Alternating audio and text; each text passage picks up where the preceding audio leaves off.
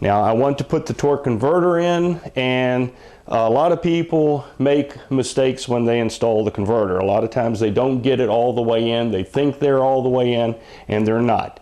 The best way to tell if the converter is all the way in is that when you insert it, the back part or the hub part of the converter should be below the straight edge of the bell housing.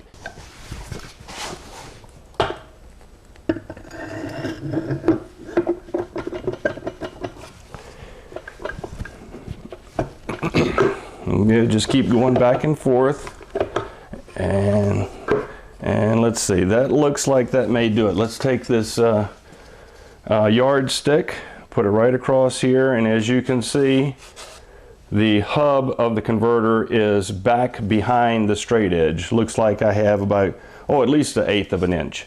If you happen to have it out too far, you think you're all the way in, and you can see that it's not, just keep turning it until it goes all the way in. Sometimes it may take 2 or 3 revolutions back and forth until it's finally all the way in. As you can see, we're in good shape. Also, you have a drain plug. I usually like to set the drain plug at the bottom and one of the studs, and then orient the flywheel in the same way. Make sure that the hole in the flywheel and for the drain plug is facing the bottom. It'll be a little bit easier to line it up as we go in with the transmission. Raise the car up in the air.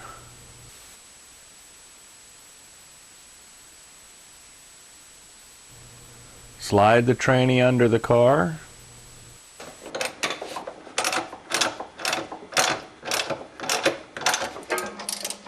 Carefully bring the transmission to the engine. Line up the converter stud to the flywheel.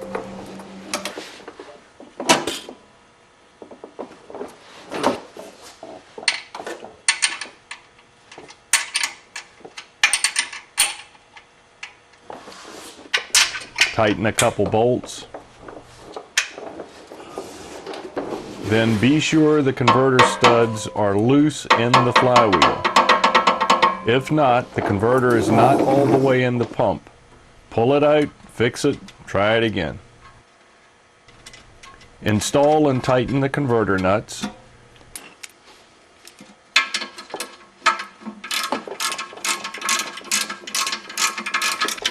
Remember, there are 4 nuts.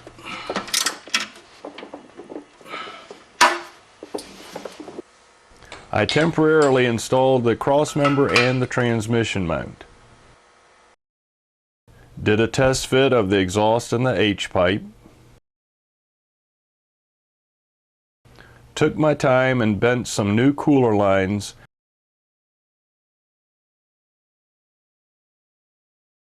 and installed the starter motor.